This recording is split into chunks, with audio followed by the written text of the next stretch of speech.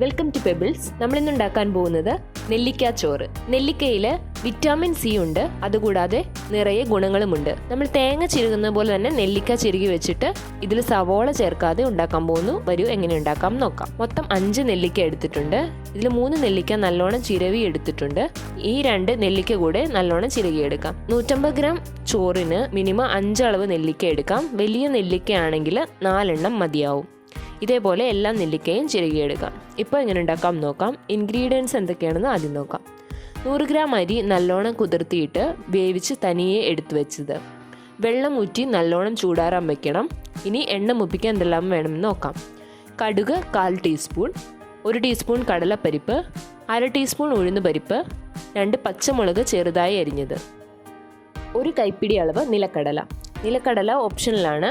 ഇത് ആഡ് ചെയ്താൽ ടേസ്റ്റ് ഉണ്ടാകും. നമ്മൾ ഇന്ന് ഉള്ളി ചേർക്കാതെയാണ് ഉണ്ടാക്കാൻ പോകുന്നത്. ഇതിൽ കുറച്ച് കായം ആഡ് ചെയ്യാം. 2 വറ്റൽമുളക് മൂപ്പിച്ചെടുക്കാം. ഇപ്പോൾ എങ്ങനെ ഉണ്ടാക്കാം നോക്കാം. ഒരു പാൻ എടുക്കാം. ഒരു 3 ടീസ്പൂൺ അളവ് എണ്ണ ഒഴിക്കാം. കടുക് 1/4 ടീസ്പൂൺ, കടലപ്പരിപ്പ് 1 ടീസ്പൂൺ, ഉഴുന്നുപരിപ്പ് 1/2 ടീസ്പൂൺ, കുറച്ച് കായം കൂടെ ചേർക്കാം. പച്ചമുളക്, നിലക്കടല. ഇതിൻ്റെ കൂടെ ഒരല്ലി കറിവേപ്പില കൂടെ ഇട്ട് കൊടുക്കാം. കുറച്ച് മഞ്ഞൾപ്പൊടി ചേർക്കാം. ഇതിലേക്ക് ഓൾറെഡി ചിരകി വെച്ചിരിക്കുന്ന നെല്ലിക്ക ചേർത്ത് കൊടുക്കാം. നല്ലോണം മിക്സ് ചെയ്ത് വിടുക. ഒത്തിരി നേരം വേവണമെന്നില്ല, ജസ്റ്റ് വഴറ്റിയാൽ മതിയാവും. ഇനി ഇതിലേക്ക് വേവിച്ച് വെച്ചിരിക്കുന്ന ചോറ് ചേർത്ത് കൊടുക്കാം. കുറച്ച് പേർക്ക് ഇതിൽ ഇഞ്ചി ചേർക്കുന്നത് ഇഷ്ടമാണ്. ആവശ്യമെങ്കിൽ ചേർക്കാവുന്നതാണ്. നല്ലോണം ഇളക്കി വിടുക. ഇനി ആവശ്യത്തിന് ഉപ്പ് ചേർക്കാം. നല്ലോണം മിക്സ് ചെയ്തിട്ടുണ്ട്. ഇപ്പോൾ നെല്ലിക്കച്ചോറ് റെഡി ആയിട്ടുണ്ട്. ഇതിന് കോമ്പിനേഷൻ ഉരുളക്കിഴങ്ങ് പൊരിയൽ ഉണ്ടെങ്കിൽ നല്ലതായിരിക്കും. ഇപ്പോൾ ഓഫ് ചെയ്യാം. സ്വാദിഷ്ടമായ നെല്ലിക്കാച്ചോറ് റെഡി. ഞാൻ ഇന്നുണ്ടാക്കാൻ പോകുന്നത് ചീരച്ചോറ്. ഇത് ലഞ്ചിന് കൊടുത്തു വിടാവുന്നതാണ്. വരൂ എങ്ങനെ ഉണ്ടാക്കാം നോക്കാം. ചീര 1 കെട്ടെടുത്ത് ചെറുതായി കട്ട് ചെയ്തത്, 50 ഗ്രാം തുവരപ്പരിപ്പ് നല്ലോണം വേവിച്ചെടുത്ത് വെച്ചത്, കായം, വെളുത്തുള്ളി 2 അല്ലി പൊടിയായി അരിഞ്ഞത്, 4 സവോള ചെറുതായി അരിഞ്ഞത്, 1 പച്ചമുളക്, സാമ്പാർ പൊടി 1 ടേബിൾ സ്പൂൺ, കടുക്, കടലപ്പരിപ്പ്, ഉഴുന്നുപരിപ്പ്, ഒരേ ഒരു തക്കാളി മതിയാവും, അധികം വേണ്ട. 100 ഗ്രാം അരി വേവിച്ച് തനിയെ എടുത്ത് വെച്ചത്. ഇത് ചീര ചെയ്തെടുത്ത ശേഷം ലാസ്റ്റ് ആഡ് ചെയ്യാം. വരൂ എങ്ങനെ ഉണ്ടാക്കാം നോക്കാം. ഒരു പാനിലേക്ക് 2 ടേബിൾ സ്പൂൺ എണ്ണ ഒഴിക്കാം. എണ്ണ നല്ലോണം ചൂടായിട്ടുണ്ട്. കടുക്, ജീരകം 1/4 ടീസ്പൂൺ, കടലപ്പരിപ്പ്, ഉഴുന്നുപരിപ്പ്, വെളുത്തുള്ളി ഫ്ലേവറിനാണ്. ആവശ്യമെങ്കിൽ ചേർക്കുക, ഇല്ലെങ്കിൽ വേണ്ട. ഇതിൻ്റെ കൂടെ കുറച്ച് കായം, സവോള, പച്ചമുളക്. ഇതിൽ കറിവേപ്പില വേണമെങ്കിൽ ചേർക്കാവുന്നതാണ്.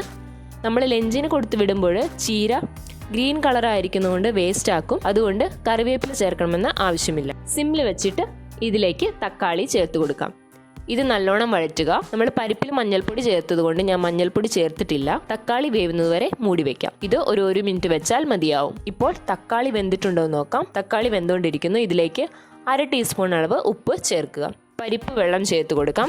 കുറച്ച് പരിപ്പ് എടുത്തിട്ടുള്ളൂ, വെള്ളം കുറച്ച് കൂടുതലുണ്ടാകും. ഇതിലേക്ക് സാമ്പാർ പൊടി ചേർത്ത് നല്ലോണം തിളയ്ക്കാൻ വയ്ക്കുക. ഇത് വീട്ടിലരച്ച സാമ്പാർ പൊടിയാണ്. കളർ കുറച്ച് കുറവായിരിക്കും. ഒരു 2 മിനിറ്റ് വരെ നല്ലോണം തിളയ്ക്കാൻ വയ്ക്കാം.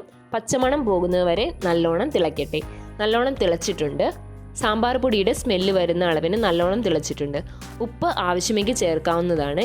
ഇനി ഇതിലേക്ക് ചീര ചേർത്ത് കൊടുക്കാം. ഇത് നല്ല പിഞ്ചില ആയതുകൊണ്ട് തന്നെ ഫ്രഷ് ആയിരിക്കും. ഫ്രിഡ്ജിൽ വെച്ചിട്ട് ചെയ്താൽ നല്ലതായിരിക്കത്തില്ല. ടേസ്റ്റ് ഒരുമാതിരി ആയിരിക്കും. ടേസ്റ്റ് ഉണ്ടാകത്തില്ല. ചീര വാങ്ങിയാൽ നമ്മൾ ഉടനെ തന്നെ ഉണ്ടാക്കേണ്ടതാണ്. ഇത് നല്ലോണം വേവട്ടെ. 1 മിനിറ്റ് വെക്കുക. നല്ലോണം വേവട്ടെ. അതിനുശേഷം ചോറ് മിക്സ് ചെയ്ത് കൊടുക്കാം. ചീര നല്ലോണം വെന്തിട്ടുണ്ട്. അതായത് ചീര ഇളം ഇലയായതുകൊണ്ട് വേഗം വെന്തിട്ടുണ്ട്. ഇതിൽ ഉപ്പുണ്ടോ എന്ന് ചെക്ക് ചെയ്യുക. ഉപ്പ് കുറച്ച് കുറവാണ്. നമുക്ക് ചോറിന് ചേർത്ത് കഴിക്കുമ്പോൾ കുറച്ച് അധികം വേണ്ടി വരും. കുറച്ച് ചേർത്ത് കൊടുക്കാം. ഇതിലേക്ക് വേവിച്ച് വെച്ച ചോറ് ചേർത്ത് കൊടുക്കുക. സിം ഫ്ലെയിമിൽ വെക്കുക.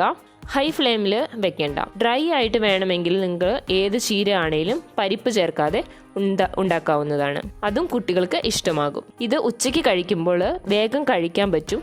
അതുകൊണ്ടാണ് പരിപ്പ് ചേർത്തത്. ഇപ്പോൾ ചീരച്ചോറ് റെഡി ആയിട്ടുണ്ട്. ഇപ്പോൾ നമുക്ക് ഓഫ് ചെയ്യാം. സ്വാദിഷ്ടമായ ചീരച്ചോറ് റെഡി. തീർച്ചയായും ഈ വീഡിയോ ഇഷ്ടപ്പെട്ടിരിക്കും. ഇഷ്ടപ്പെട്ടാൽ ലൈക്ക് ചെയ്യുക, ഷെയർ ചെയ്യുക, കമൻറ്റ് ചെയ്യുക. മറക്കാതെ പെബിൾസ് മലയാളം ചാനൽ സബ്സ്ക്രൈബ് ചെയ്യുക.